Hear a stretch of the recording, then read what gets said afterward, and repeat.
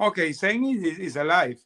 Hey guys, welcome into another edition of Make Every Second Count Live. Sorry for the late start. I know that I have people waiting for the show to start, but we had some technical difficulties.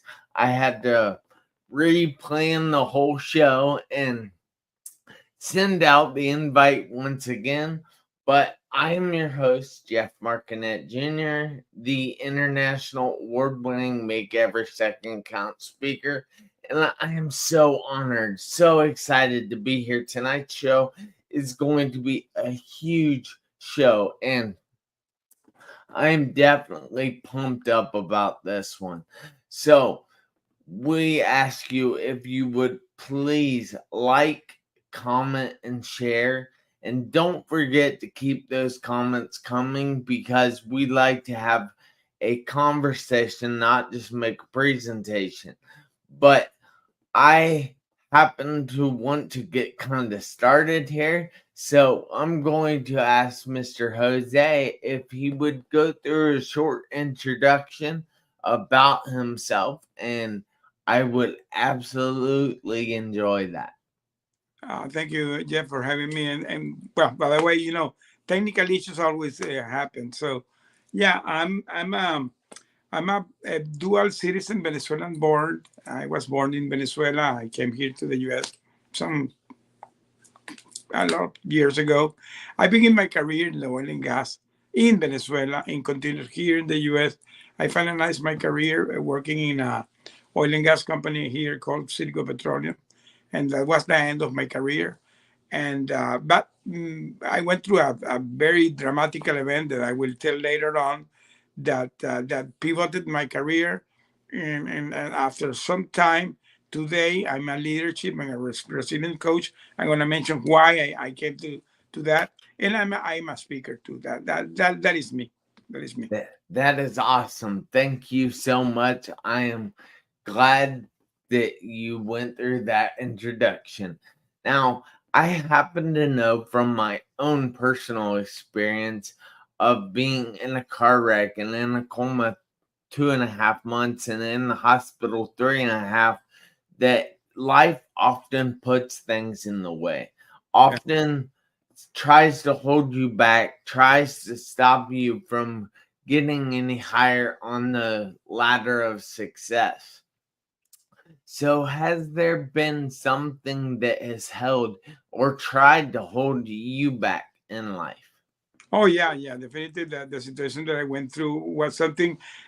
Maybe everybody has their own story. For example, your story is a very dramatical story, and maybe it had took uh, maybe 6 months. I don't know. My situation, that what happened is that, as you said, sometimes you think you have your life okay. I was in the pinnacle of my career. I was getting retired.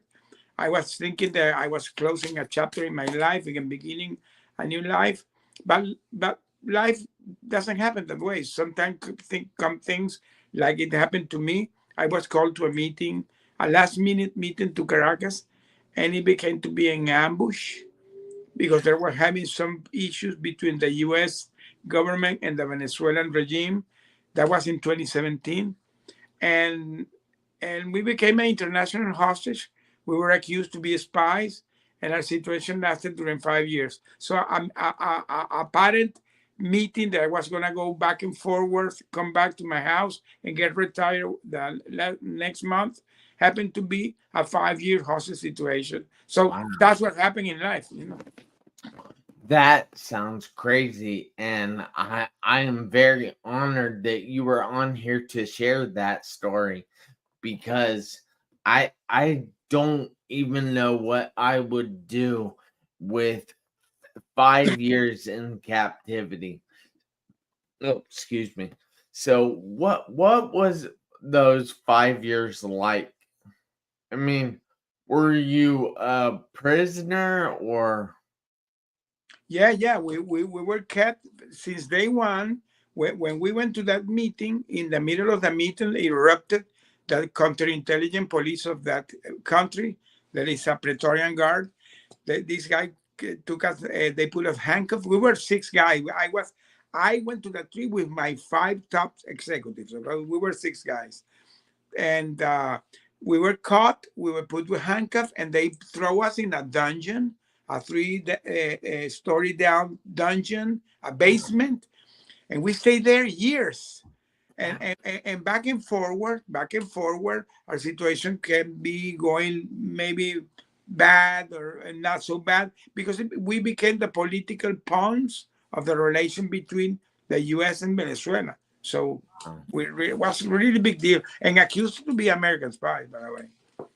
Yeah, and this was under the Nicolas Maduro Yes. regime. Yes, yes, and then but unfortunately, this guy is still in office. Yes, and if you Google our case, anybody in the audience that want to know, Google November 21, 2017, that Citgo 6 case, you will see Nicolas Maduro in national TV announcing that were captured six American spies. That was me. And why exactly did they think you were a spy? Well, that was really sham. That was a fake. Oh, The problem, people are not aware that this is something that unfortunately is happening in the world, that these evil countries like Venezuela, Cuba, Iran, the Middle East, these Palestinian guys, a lot of evil people, they take hostages and they use a spawn because they need to lever the situation. They ask for favors or relief of situations. They use you, you become like a human trafficking. They use you. So we were used as a pawn because they were trying to negotiate the sanctions that the U.S. was imposing to Venezuela at that moment. People that are not aware, Venezuela is a communist regime. Nicolas Maduro has a lot of years in there, and Trump administration that year was trying to throw out these guys, and unfortunately has been unsuccessful because the guy is still there. wow. Um, that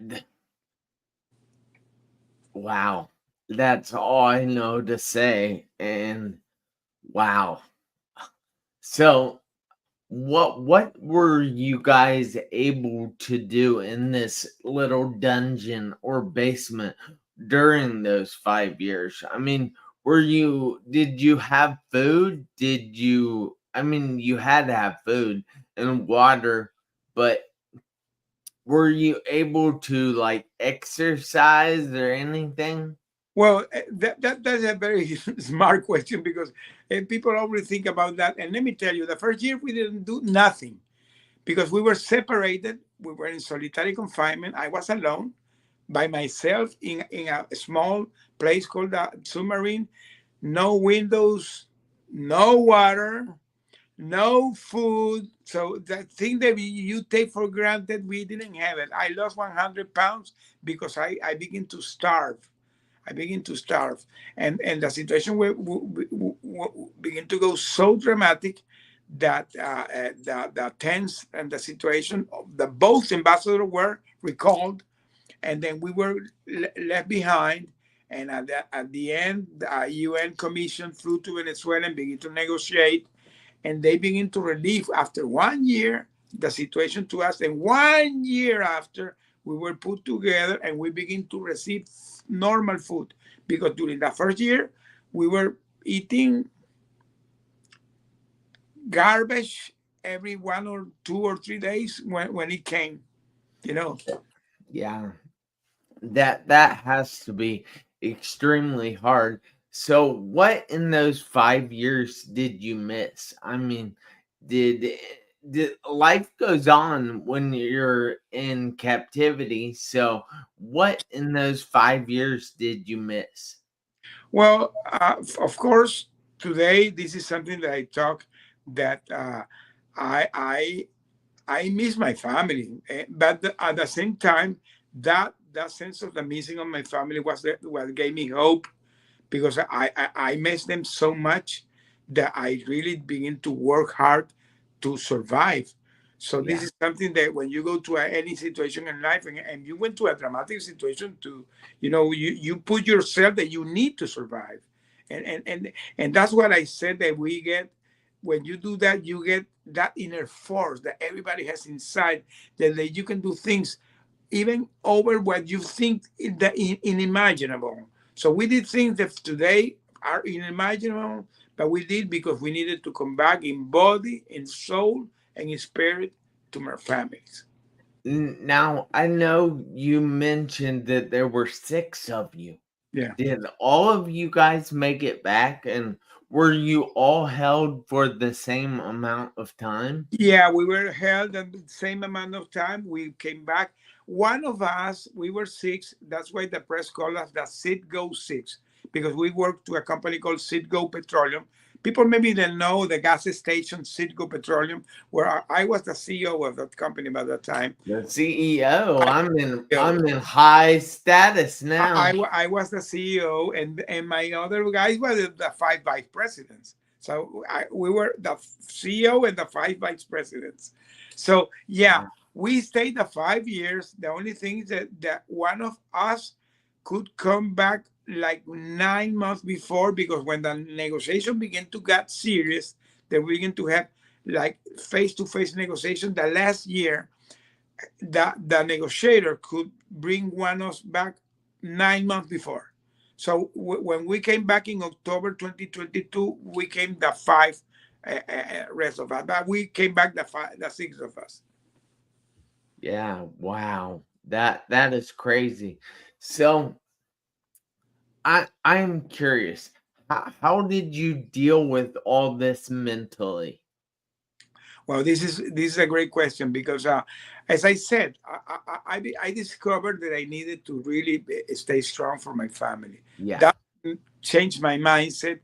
And when we were put the six together, we discovered that we had a lot of commonalities. We had wonderful families, wonderful marriage. All of us had 30+ year marriage.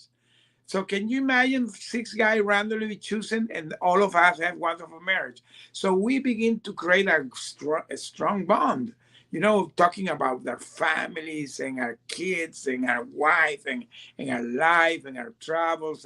And we created something because we were executives. We created a plan, a strategic plan to survive, that today I use in my coaching program, by the way. And it was a very comprehensive methodology plan that we stick doing it during the last years. We stay doing it for years on a daily basis. That plan. Yeah. Wow. That is really admirable that you were able to hold on to that strength and know that your family was out there and you loved your family, and that gave you even more strength. And the family began to supply us food. That is the other thing. After the first year, because in Venezuela there was lack of food. Remember, there was sanctions. The country was scrambling. The economy was rotten. There was a terrible situation there. And our family were allowed to begin to supply food. Was a very complicated logistic, because my eldest son flew to Colombia, and from Colombia he began to supply me food during 4 years. 4 years. The good thing with that when we begin to receive the food every 2-3 days from our families, that gave us the message of hope that were fighting for us. But I began to smuggle letters too. I decided to take the risk and begin to smuggle letters through the trash cans, and because we didn't have no communication. Yeah. We were not communicated. We had a phone call 1 minute from time to time. So I began to smuggle letters, and it gave me a great connection with my wife, because now we're having back and forward letters going on during years. And when I came back, I converted those letters in my book. So my book that I put it out, called From Your Hero to Villain, is based on those letters. Yeah. And I want to point out that we have a comment here from Ben Bruce, who is from Lagos, Nigeria. So this is an international show. We also have Adam in the comments, and he's saying he has some questions, if you don't mind. No, go ahead. But so Ben Bruce said, he read that you suffered from coronavirus while in prison for a week and had to go to a hospital. Yes. What was that ordeal like? He said. Well, let me tell you about all my suffering there. The first thing that I suffered was scabies. I suffered 2 times scabies. Wow. Scabies. I had to have a treatment because I suffered scabies in all my skin because the situation was so bad that we got scabies. Then, because Wow. the air was very, very bad, and the air, I began to have bronchitis and pneumonia. After that, I suffer a heart attack. Wow. And the last thing is I suffer coronavirus. And yes, the coronavirus, I almost passed. Almost passed. And they put me in a clinic, a hidden clinic. I was disappeared because this guy didn't want the government, the U.S. government, know what was going on. And my son, that he already was having contact with the press, he called a journalist and said, my dad is disappeared. And he put a news in a breaking news that I was disappeared. And that's the way they returned me to the jail because I was disappeared. Maybe this guy could have killed me. I don't know. These guys are crazy, you know. But That yeah, I went through a lot of situation. But to tell you the truth, I'm here. yeah. I went through all these ordeals, but I'm here. That is nuts. So Adam also says, "Will you go back to Venezuela ever? And if you do, would you be rearrested?" Of course, it still is Maduro there, and the answer is yes. They will arrest me. One of my big friends that I met in the jail, that is a very famous journalist of Venezuela. He was rearrested like 1 month ago because this guy, they take you back. They don't care. These guys don't care about. There is no human right there. So of course I will not go in Venezuela with this regime. If Yeah. if in the future the people in Venezuela are fighting to have a change of regime, I don't know. My wife doesn't want me to go, but maybe you never know. But not with this regime, of course. Wow. That's crazy. So do you still have any family or anything in Venezuela? No, no. All my family is outside. All my direct family is here in Houston, and my sister and cousin, all relatives are all over the place. Because this is another thing. The situation in Venezuela has made that the people have to fly. Millions of people have gone from Venezuela, so they're all over the world today. It's a big Yeah. diaspora. Wow. I'm shocked, really, by your entire story, and I don't even know how to take it. So, um, Ben Bruce says he's curious. Why were you sentenced 5 years longer than the other five detainees? Ah, okay. Maybe yeah, because I was the president, so they want to make a distinguish. I was the president. They gave me, yeah, he's right, and he researched it. They gave me 13 years, and they gave 8 years to the other guy. So they gave me 5 more years, and not only 5 more years, they gave me a fine of $2.5 million. So I Wow. was sentenced 13 years and $2.5 million. Yes. So Wow. that was a kind of the distinguished because, as I said, I was the CEO, and they decided to give more time for me. Nothing of that happened because that was a sham trial. Everything was fake. These cases always are fake. And today that I'm connected to the hostage community here in the U.S., I have known a lot of people that have been captured in other countries like Iran or China or Russia. They always do the same. They put you a sham trial, and they put you ridiculous charge, and they charge you 20 years, 30 years, because the intention of these guys is negotiate you. The real intention is they want to negotiate you. That's what they really want. That is really, really, really shocking. Yeah. And These that guys are evil. I'm sad to hear that you know other people that have gone through the same thing. But I since this show is about helping other people in things that they're dealing with, do you have any suggestions for other people to harbor that inner strength that you say is inside them? Yeah, yeah, very, very interesting question, because I always say that the first thing that people have to embrace resilience. How you embrace resilience is matter of is. I say always that this is a very personal choice. If you decide that when you're going to any situation in life, because situations come, always will come. And you will never know when they're coming, because adversity never announces, my friend. When something is coming, it's coming. You will never get notice of that.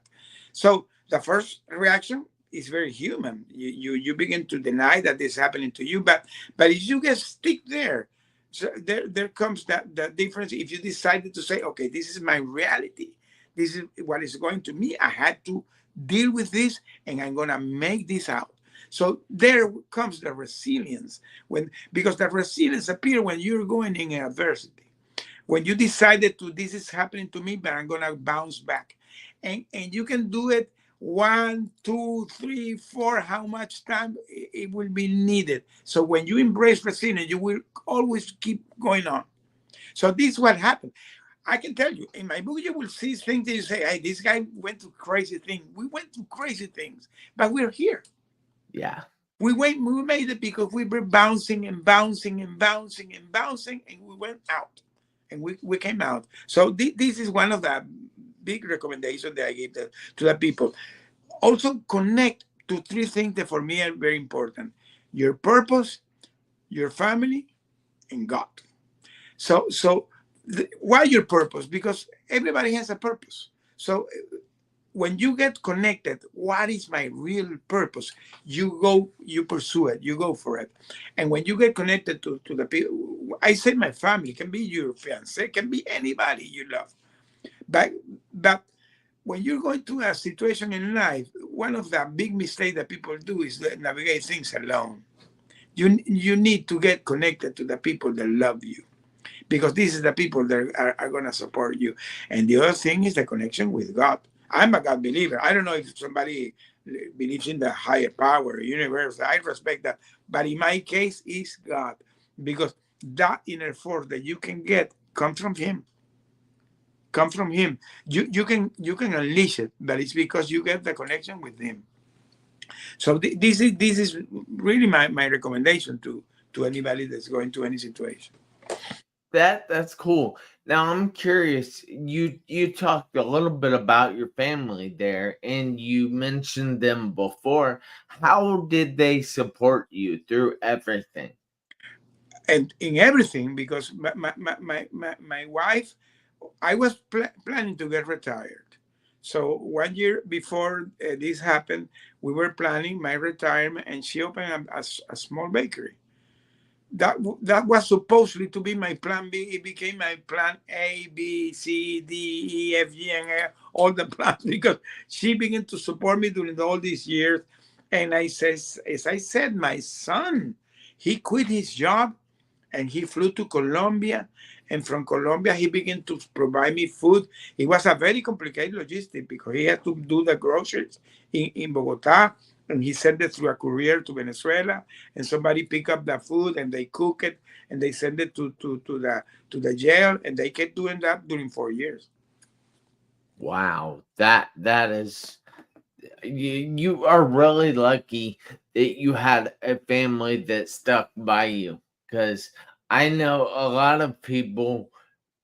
Well, I don't know a lot of people, but I would think that the family would get kind of frustrated and start to kind of distance themselves Yeah, from you, yeah. and that would be extremely hard. Yeah, yeah. So, And let me tell you something, Jeff. That is so true. I saw cases. With me was a military, because, as I said, I was a military and a civil political prison where I was. For me, with me was a high-ranked military I saw when his wife abandoned him. She didn't support this. She someday she said, I'm done, and she disappeared. She was gone. So my wife, she kept doing this during 5 years. It's incredible. Yeah. Thank her for me because she's showing strength as well. And I find that to be awesome. But you talked a little bit about a book. Yes. Can you tell us a little bit about that book and how we can get that book? Well, this is the book. The book is called From Hero to Villain. If you see, these are the guards that capture us. That you can see here in the front. This is my silhouette, and this is the dungeon. What you see inside my silhouette, there is a place where it's a very famous dungeon in Venezuela called El Helicoide. You can Google it. It's one of the most terrible torture dungeons in whole Latin America and even in the world. Even in the world, well, I was in that dungeon. So my book, that is this book, as I said, is based on those letters. It has like a three component. The first one is that my story. I'm Yeah. talking here. I deep dive in my story because what happened to me is that when I came back, we were always the Single Six. The Single Six became like a brand. Everybody was always talking about the Single Six. You can go and Google and you will find a lot of news about the Single Six. But Single Six didn't have faces. I was a face. Yeah. And I came back and I saw this terrible situation of the hostage situation going other Americans. And I said, I have to talk. So I began to verbalize my situation. So my first thing is tell my story, my story. That's why my book is called my true story, because we were six. The other guys can tell their story. This is my story. Yeah. So I decided to tell my story. I decided to talk about the situation that is called the hostage diplomacy. And at the end, leave my legacy about how you can overcome things in life, because I did it. Yeah. Wow. So this is my book. You can find it in Amazon. You can find it in Amazon and in my webpage that is called Jose Connect. You can go direct to the link, but the most easy way is going directly to Amazon, From Hero to Villain. That's awesome. So I'm curious. Well, actually, Adam is curious. He says, do you still keep in contact with the other 5 people? Yes, of course. We not in a regular basis because we were done, because we stayed 5 years in a confined place, So we don't see us, but when there are events, some events that we are invited, we go. We in December we had the opportunity that the mayor of Houston called us the six to on a very unplanned meeting at the end of December, that surprisingly the mayor gave a proclamation to the six of us, and he created the Single Six Day here in Houston. So today, December 19th, is the Single Six Day here in Houston. This December is going to be the first year. I don't know what they're going to do. Maybe they're going to do the first anniversary of us. But the mayor give that recognition. But that day, I had the opportunity to meet all the families or the kids or the wife. And I told them that I felt so proud because really the six of us did it great. We are, I'm not going to say that we're super friends that we call every day, but we are in touch. We're in touch. That's so good, guys. I want you to realize that Jose here has been through a lot. He was held captive for 5 years for being an American. Have you ever been persecuted because of where you're from? Because he was. Now that's extremely tough. And I know that you guys out there are going through things in your life, but are they as bad as being held prisoner for 5 years? And look where he is now. You see, there is always light at the end of the tunnel. Yes. It may be hard to see when you're going through the adversity that you are going through, but I promise it is there, and you have to have faith that you're going to be able to see it eventually. So, guys, I need you to do me a favor. Go check out his book on Amazon. It is called what? I'm sorry, one more time. From hero to villain. From From hero. hero to villain. And it's his story of being captive with the Sitco 6. So, guys, look, I want you to realize that you are more powerful than you know. This guy right here can help you through anything. You just have to figure out the way. But I need you guys to do me a favor this week, next week, and for the rest of your life. I need you to make every second count. Why? Because you never know when something like this is going to happen, or the seconds on your one life are going to run out. But I forgot to ask one question, Jose. How can people get in touch with you if they want to? Well, I have my webpage. As I said, it's very easy. It's joseconnect.com. Jose Connect with double N, joseconnect.com. If you go to my webpage, you will find there my coaching program. I do this coaching that I do today, basically one-on-one session. I also can do collective session, but I'm very focusing sessions one-on-one. I'm doing public speaking. So anybody that have an event, they want to invite me, I'm doing public speaking, talking about this. I have my book there too. You can buy it. And not only that, I also have a newsletter and I do a podcast too. So everything is there. You will see my YouTube channel. I, I'm very active in LinkedIn too. I do audio rooms. Because I discovered something that you said, that the importance of the every second count and expressing gratitude. So Yeah. now I try to share as much as possible. Today I feel a passion sharing because this is the way I feel, that I feel grateful because God made a miracle that I could come back and I'm now here with my family. I could restart my life. It was not easy. I'm gonna write a second book about how it's life after you come. Not easy, not easy. It's a journey, but I'm here. Yeah, that is amazing. But we ran a little over time, and I'm sorry about that, guys. But this was a very fascinating conversation. And Jose here will teach us the importance of making every second count. So until next week, guys, I want you to remember that you have to make every second count. And I'll see you back here next Tuesday, 7 p.m. Eastern Time. And until then, have a great night. Thanks again, Jose. Thank you. Thank you for having me. No problem.